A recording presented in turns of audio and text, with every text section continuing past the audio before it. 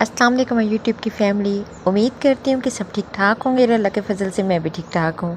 आज मैं अपना व्लॉग्स का स्टार्ट करी थी एक मरतबा फिर से अम्मी के घर से। और ये आप देख सकते हैं कि इतनी खूबसूरत हरियाली हुई खड़ी थी, जो कि इसे नियाज़बू के पौधे भी बोलते हैं। तो मुझे इनके बीज चाहिए थे। इनका अभी सीज़न जाने वाला था, लेकिन सीज़न जाने के बावजूद ये इतनी ज़्यादा हरी भरी थी, इतनी खूबसूरत लग रही थी। अम्मी ने इसके साथ साथ पुदीना भी घर पे उगाया हुआ था। ये आप देख सकते हैं, ये पुदीना है और साथ में अच्छी खासी बेल भी थी। उसके बाद फिर रात को था एक छोटा सा फंक्शन किसी के घर, तो हम लोग फिर वहाँ गए थे। वहाँ मैं कोई भी वीडियो रिकॉर्ड नहीं कर सके, क्योंकि अच्छा नहीं लगता, सारी फैमिली मेम्बर थे और इशू होता है कि कोई आना चाहिए या कोई ना आना चाहिए। खैर, उसके बाद फिर बाजी की तरफ गए। बाजी ने हम सबको दिए गिफ्ट। ये हैं सबके आज, जैसे कि आज कल बहुत ज़्यादा ट्रेंड में है, इन है 2 पीस सूट, जो कि शलवार और कमीज़ सेम सेम चल रही है आज उसका। तो ये हम सब की हैं शर्ट्स वगैरह और सब बहनों की। और ये देख सकते हैं कि शायद आपको कैमरे में इतना सही से इसका कलर ना शो हो रहा हो, लेकिन ये बहुत ही खूबसूरत कलर थे। ये ऑरेंज, नीचे वाला पिंक था, ये ऑफ वाइट कलर का था। और सब शर्ट्स अपनी जगह बहुत ज़्यादा खूबसूरत थी, बहुत ही ज़्यादा पसंद आई थी हम सबको।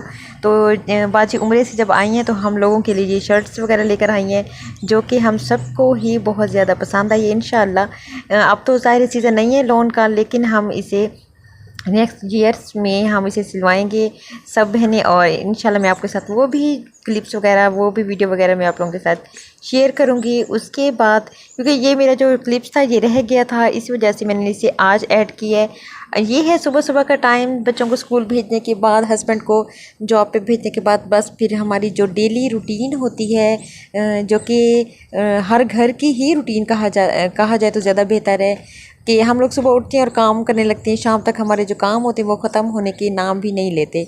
आज वैसे भी मुझे बहुत सारे काम थे करने वाले, तो इस वजह से मैंने अपना साथ साथ जैसे भी मैं काम करी थी, तो मैंने अपनी छोटी छोटी क्लिप्स भी साथ लेती गई हूँ, ताकि मैं आप लोगों के साथ अपनी डेली जो मेरी रूटीन है वो भी मैं आप लोगों के साथ शेयर कर दूं। तो यहाँ मैं करी थी चारपाइयों की डस्टिंग वगैरह, क्योंकि बहुत ज़्यादा डस्ट हो रही थी। हालांकि कोई आंधी वगैरह, कोई मिट्टी वगैरह नहीं चली हुई थी, लेकिन पता नहीं कहाँ से मिट्टी वगैरह आ जाती है। पोछा वगैरह लगाने के बावजूद चारपाइयों पे बहुत ज़्यादा डस्ट वगैरह थी। तो मैंने इनको एक एक्स्ट्रा चादर मैली जो थी, क्योंकि आज मैंने लगानी थी मशीन, तो मैंने उसके साथ झाड़ दिया था। और आज मैंने ब्लैंकेट वगैरह धोने थे और सर्दियों के मैं कपड़े निकाल कर लेकर आई थी कि जो धोने वाले हैं तो उनको भी मैं धो दूं, क्योंकि ज़ाहिर है इतने अरसे वो रखे रहते हैं तो इसमें जम्स पड़ जाते हैं। तो यहाँ बस चादरें वगैरह थी धोने वाली, तो मैंने बाहर मशीन लगाई हुई थी और मैं घर पे यानी कि अंदर मैं सफाइयाँ वगैरह कर रही थी, ताकि मैं जब यहाँ से सफाइयाँ वगैरह करके फ़्री हो जाऊँ तो तब तक मेरी बेडशीटें और ब्लैंकेट वगैरह भी मैं धो के जल्दी फ्री हो जाऊं। तो बस जहाँ हल्की फुल्की सफाई हो रही थी, क्योंकि सफाई तो ज़ाहिर डेली होती है तो इतना ख़ास गंद वगैरह नहीं होता, लेकिन हल्की फुल्की जो मुझे डस्ट फील हो रही होती है तो उसके साथ ही मैं फिर बाद में पोछा भी लगा देती हूँ। इससे ये होता है कि फिर डस्ट कंट्रोल हो जाती है कुछ। तो यहाँ बस इतनी स्पीड से मैं काम करी थी, हालांकि इतनी स्पीड में होता नहीं है। तो यहाँ उसके बाद फिर मैंने यहाँ बिछा दी थे गद्दे वगैरह, क्योंकि सारा दिन हमारा जो गुज़रता है वो इसमें बरामदे में गुजरता है। उठना बैठना खाना पीना सब हमारा यहीं पे होता है। तो इसी वजह से मेरी कोशिश होती है कि मैं यहाँ पे हर चीज़ नीट क्लीन रखूँ। तो यहाँ मैंने चादरें वगैरह बिछा दी थी, ताकि क्योंकि अभी कोई भी नहीं था घर पे, सिर्फ मैं थी। तो जैसे बच्चे आते हैं तो वो इस पर बैठते हैं, खाना वगैरह खाते हैं, तो मैं फिर महसूस हो तो फिर मैं चादर वगैरह हटा देती हूँ। अगर ना हो तो फिर बच्चे इसी पे ही बैठ के खेलते रहते हैं। तो खैर, उसके बाद फिर मैं इन कामों से जैसे फ्री हुई थी, बरामदा वगैरह मैंने सेट कर लिया था, पोछा लगा लिया था, झाड़ू वगैरह लगा के डस्टिंग करके मैं फ्री हो गई थी। क्योंकि अगर मैं साथ साथ छोटे छोटे क्लिप्स लेती रहूँ तो इससे ये होता है कि मैं काफ़ी लेट हो जाती हूँ, जिसकी वजह से मुझे फिर अपने टाइम को भी मैनेज करना होता है इस चीज़ में कि जल्दी से मैं फिर अपने काम ख़त्म कर लूँ। तो यहाँ पे मुझे डस्ट फील हो रही थी, एक मरतबा फिर से मैंने इसके ऊपर झाड़ू लगा दिया था, ताकि ये जो अगर डस्ट फील है भी सही तो वो सारी ख़त्म हो जाए। उसके बाद यहाँ फिर मैं आ गई थी रूम में। रूम की मैंने डस्टिंग वगैरह कर ली थी। और चेयर पे जो आपको कपड़े नज़र आ रहे हैं, आज मैंने ये भी प्रेस करने थे, कल मैंने करने थे, क्योंकि आज तो मैंने कुछ कपड़े मैंने धो लिए थे और कुछ कपड़े मैंने अभी धोने थे, सर्दियों के काफ़ी सारे थे। और वैसे भी आजकल मुझे तो खैर ऐसे महसूस होता है कि जैसे धूप बहुत ज़्यादा ठंडी हो रही है, जिसकी वजह से कपड़ों को सूखने में एक से ज़्यादा दिन लग जाता है। क्योंकि जो हल्के फुल्के कपड़े हों वो तो जल्दी सूख जाते हैं, लेकिन जो थोड़ी सी भारी कपड़े हों तो वो उनको 2 दिन तो मस्ट है सूखने में। तो यहाँ बस मैं कपड़े धो के फ्री हो चुकी थी, साथ साथ मैंने ब्लैंकेट भी धो दिए थे। टाइम तकरीबन 2:30 का हो रहा था, क्योंकि लाइट का भी थोड़ा सा फिर से इशू आ रहा था। और यहाँ मैं सारे कपड़े धो के फ्री हो चुकी थी और मैंने उनको डबल डबल फैला दिया था ताकि हवा में जल्दी से सूख जाएं। उसके बाद जैसे जैसे कपड़े सूखते जाएंगे मैं इनको चेंज करती रहूँगी, इनकी साइड वगैरह, क्योंकि मैं कपड़ों को ज़्यादा देर धूप में नहीं ठहराती, इनकी साइड चेंज करती रहती हूँ। उससे ये होता है कि कपड़े जल्दी ही खुश्क हो जाते हैं। तो ये है नेक्स्ट डे का क्लिप्स, जो कि मैंने डाले थे छत पे कपड़े वगैरह, ब्लैंकेट वगैरह और बड़ी चादरें वगैरह।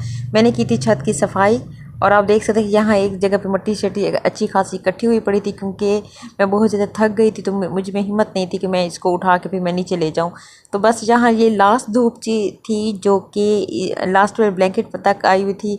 और ये ब्लैंकेट वगैरह धो के खुश्क हो गए थे और मुझे यहाँ से थोड़ी सी मिट्टी लग गई थी, शायद मैंने छत पे डाला है तो छत पे कहीं मिट्टी वगैरह थी, तो जिसकी वजह से ब्लैंकेट का एक कोना फिर से मैला हो गया था। खैर उसको मैं फिर यहीं से ही धो के फिर नीचे फैला दूँगी, उससे ये है कि वो हवा में खुश्क हो जाएगा।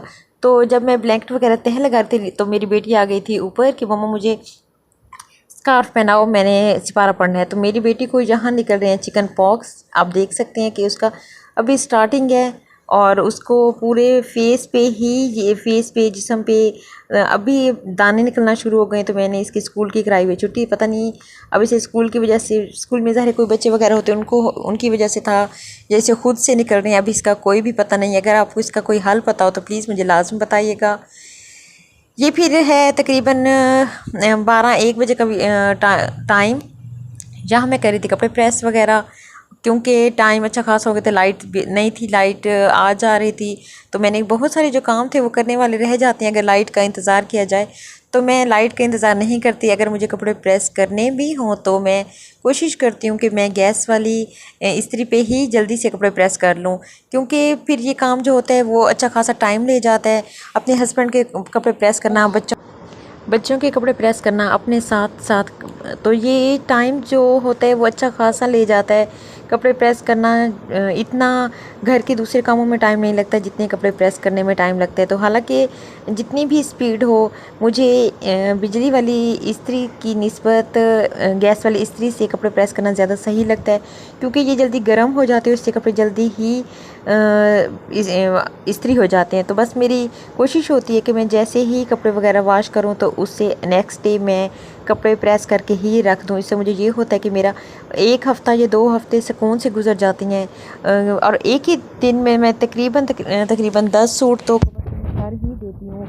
कभी अपने हस्बैंड के सारे कर देती हूँ, कभी बच्चों के और अपने मिला के कपड़े प्रेस कर देती हूँ। इससे ये होता है कि मुझे फिर हफ़्ता 2 हफ़्ता सुकून रह जाता है कपड़े प्रेस करने में। इतने टाइम में तो मैं और भी कपड़े धो के साथ साथ प्रेस करके लटकाती जाती हूँ। तो अगर कभी मैं थोड़ा सा डिले कर दूँ काम को कपड़े प्रेस करने में, तो फिर मुझे अच्छा खासा टाइम चाहिए होता है इन सारी चीज़ों को फिर से एक मरतबा सेट करने में। तो बस यहाँ मैं कर रही थी कपड़े प्रेस, क्योंकि उसके बाद फिर मैंने करने थे और बहुत सारे घर के काम जो कि ख़त्म तो हो कर लेते हैं, लेकिन फिर कोई ना कोई काम निकल आता है। इस वजह से मेरी कोशिश होती है कि मैं अपने जो काम करने वाले होते हैं वो उनको मैं फाइनल कर दूं, क्योंकि कुछ भी पता नहीं चलता।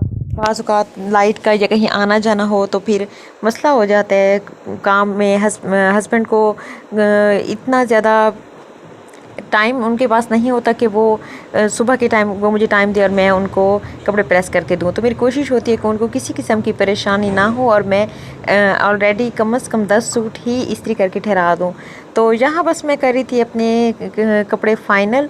तकरीबन काफ़ी सारे जो थे वो कपड़े फ़ाइनल हो चुके थे। कपड़े प्रेस करने में मुझे तकरीबन 2 घंटे लगे थे, जो कि मैंने सारे कपड़े प्रेस कर लिए थे। और कम से कम ये थे, वैसे तो 12 सूट थे, लेकिन मैंने 10 अपने हस्बैंड के किए थे, इसमें से कुछ मेरे अपने थे, बच्चों के भी थे। तो जितना क्लिप्स मुझसे बन सका मैंने बनाया, उसके बाद फिर मैंने स्किप कर दिया था। मेरी वीडियो को एंड तक देखने का बहुत ज़्यादा शुक्रिया आप लोगों को।